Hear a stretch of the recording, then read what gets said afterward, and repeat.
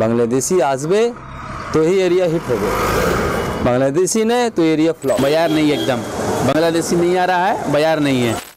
জমেনি কলকাতার ঈদ বাজার, মোদি হাসিনাকে দুষছেন ব্যবসায়ীরা।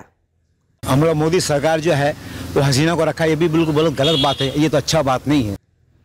কলকাতার ঈদবাজার এবার যেন কিছুটা ফিকে।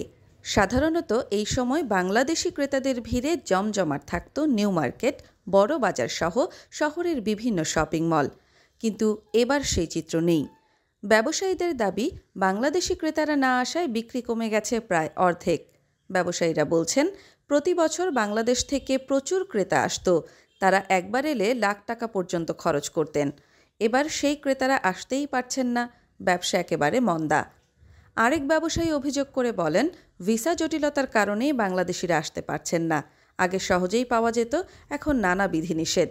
এতে শুধু আমরা নই, কলকাতার অর্থনীতিও ক্ষতিগ্রস্ত হচ্ছে।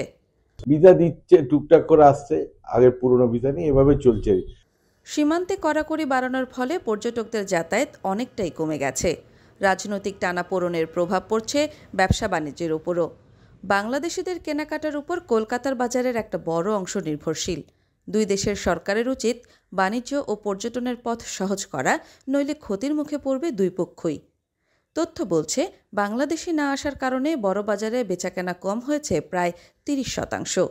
কলকাতার নিউ মার্কেটে এর প্রভাব পড়েছে 60%, আর মার্কুইস স্ট্রিট একেবারে শুয়ে পড়েছে। যার জেরে পশ্চিমবঙ্গের পড়ে যাওয়ায় অর্থনীতি এখন কিভাবে সামাল দেয়, সেটাই বড় প্রশ্ন। আর এই পরিস্থিতিতে ক্ষোভে ফুঁসছেন কলকাতার ব্যবসায়ীদের একাংশ। অনেকেই মনে করছেন, নরেন্দ্র মোদীর উচিত হয়নি হাসিনাকে আশ্রয় দেয়া, যার কারণে দুই দেশের মধ্যে বিদ্বেষ তৈরি হয়েছে, আর তার ফল ভুগছেন কলকাতার ব্যবসায়ীরা।